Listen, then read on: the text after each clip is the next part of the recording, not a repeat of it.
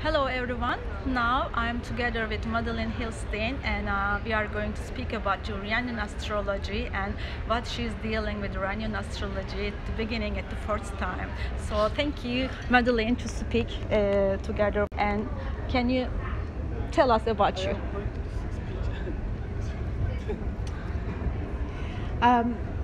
So when I first started to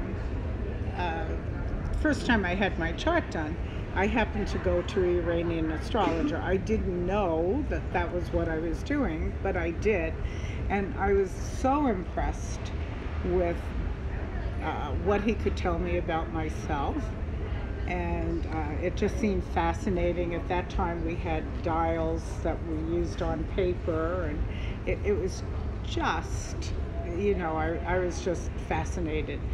And so I called him later and I said, gee, I think I would like to study astrology. Can you recommend a teacher? And he said, well, I don't really teach beginners, but I'll teach you because you have the chart of an astrologer. And I said, okay. And he began to teach me Iranian astrology as if this is the only way astrology is done. So I didn't know any better. So I learned this system as my first system in astrology. Most people don't do that. They come to it after, and I think Such as me, I am the one of them. yes. So now, but you're a great example of, if you really want to learn it and study it, you just persevere and do it. But you may have found it hard at the beginning because a lot of the people that I teach or taught already had their methods in astrology. Yes. And so when they needed to look at a chart quickly and understand it, it was easier for them to do what they always did. Yes. And not.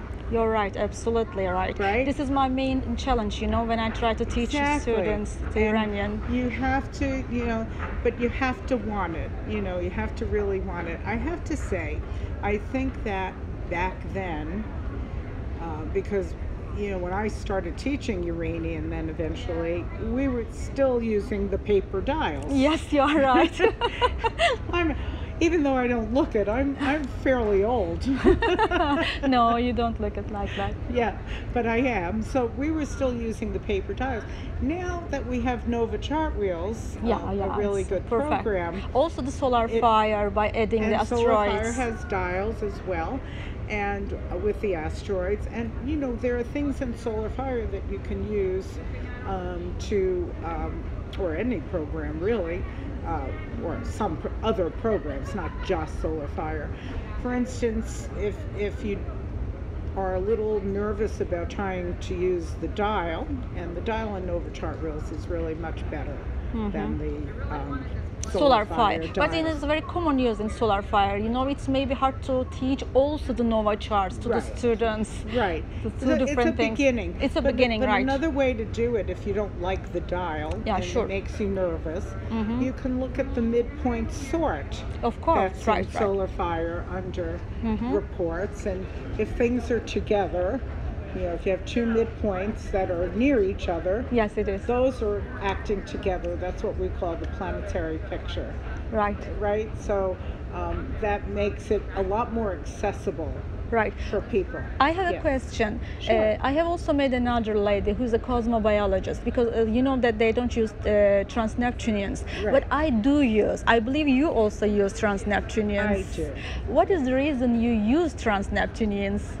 Well, I think that many things can be described without using them. Exactly. However, they add a richness. It's almost like a tapestry, and they're more the little intricate detail. Yeah, absolutely. Or they describe something just a little further.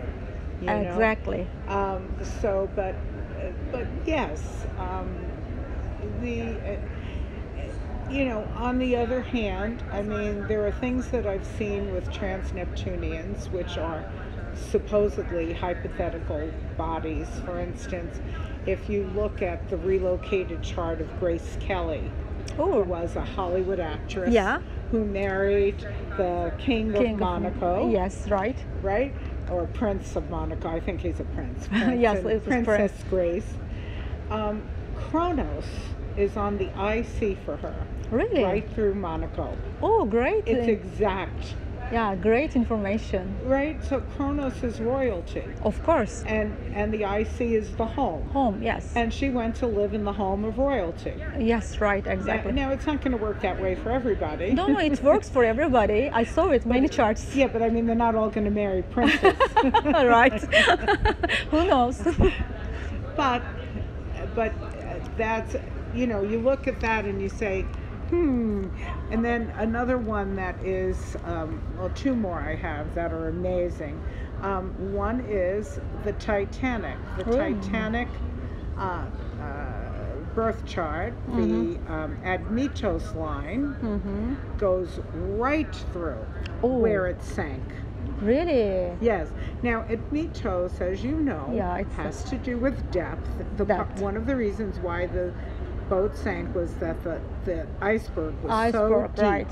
Iceberg. But Admetos is also ice. Yes, it is. Cold.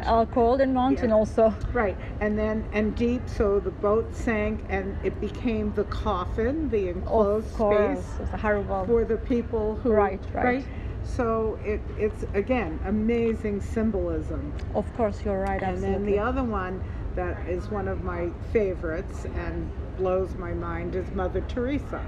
So Mother Teresa was born in Albania, but she is famous for being in India, in Calcutta. Yeah, I know it. And in India, she had Hades rising and Poseidon setting. And my explanation of that is that with Hades on the ascendant, in her environment were the people that nobody else would touch. Yes, the poor people. That she gave ultimate service to. Yes, heal them. She was all of it. So the higher manifestation of Hades is service. Yes, absolutely. And then she used that, which she is famous for, to then Poseidon preach spirituality to descendants, to the others. Lecture. So after you look at stuff like that, you say, maybe there is something to these planets. Absolutely right. Because I have worked also in many charts by using the trans-Neptunians, and especially I have seen that. I call the trans-Neptunians as a color of our soul. You know, we can see our soul, but we know there is a soul inside of it. Trans-Neptunians are such as like this. They are unseen, but they exist, right? Absolutely. Okay. Lots of things that we can't see exist. And things that we take for granted today.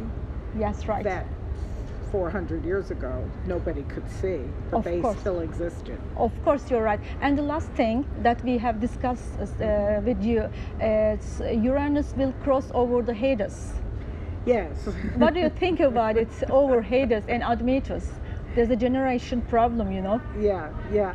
So I think that it's really going to be about a movement towards more sustainable living, to not waste, to become aware of just how much we are polluting the planet.